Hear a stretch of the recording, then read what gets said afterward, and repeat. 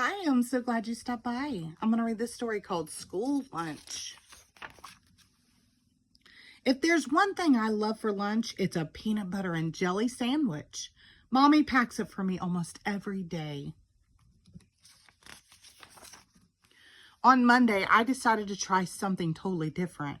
I wanted to buy my lunch at the school cafeteria. It would be pinkerific.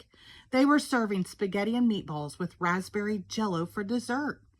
Spaghetti looks pink if you use your imagination. At last the bell rang. Lunchtime, I yelled. I leaped out of my seat and out the door, skipping down the hall at full speed. I was going so fast I didn't see the book on the floor. I tripped and fell and hurt my knee. Miss Penny came to help me. Why the rush, Pinkalicious? She asked. I told her about the spaghetti and meatballs and pink jello for dessert. Sounds yummy, she said, but remember, slow and steady wins the race. I wasn't sure what she meant, but I was too hungry to ask. Miss Penny walked down to the cafeteria with me. I got in line and waved goodbye. Soon enough, my special spaghetti would be all mine. All I had to do now was wait, so I waited and waited and waited. Oh, the line was so long, it snaked around the cafeteria. We moved slowly, inch by inch. My tummy started grumbling. My knee throbbed. The room was noisier than I remembered. This was taking forever. At long last, it was my turn to order. I cleared my throat and said, "Spaghetti and meatballs with raspberry jello, please." Ethel, the lunch lady, didn't hear me. "Excuse me," she said. "Spaghetti and meatballs and jello," I tried again. It was no use. The room was too loud. Ethel shrugged and handed me a plate with green beans and a sloppy joe. No matter how hard I squinted, it did not look pink or tasty. I cleared my throat to try one last time, but just then the bell rang. It was time to go back to class. I couldn't believe what just happened. This was supposed to be my big day, my cafeteria feast. Now, instead of spaghetti and meatballs and raspberry jello, I had nothing but an empty stomach. In math class, I had trouble paying attention. I was so hungry. Triangles look like pizza slices. Circles look like pies.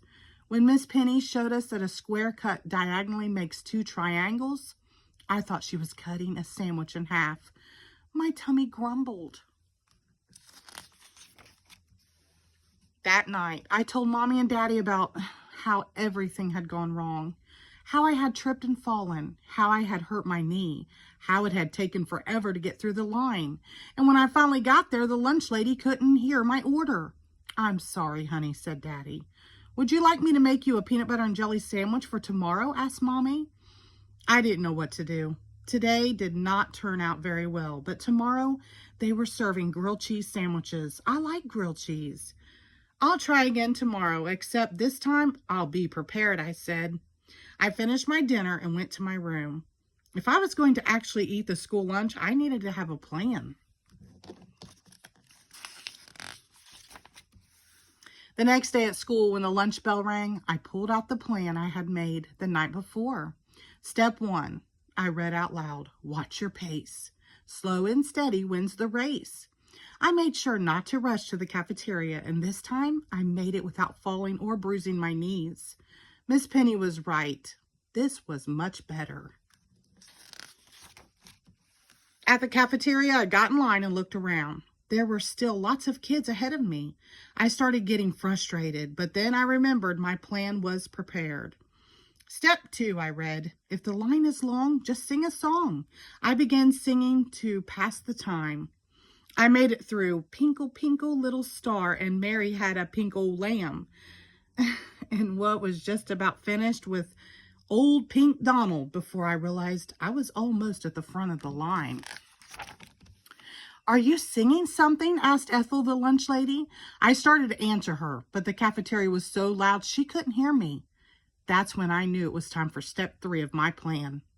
Is the room very noisy from the lunch eating crowd? Then roll up this plan and speak up real loud," it said. I rolled my plan into a megaphone. I put it up to my mouth and asked for a grilled cheese sandwich and a piece of pie. Huh? Said Ethel. Even with a megaphone, she still couldn't hear me.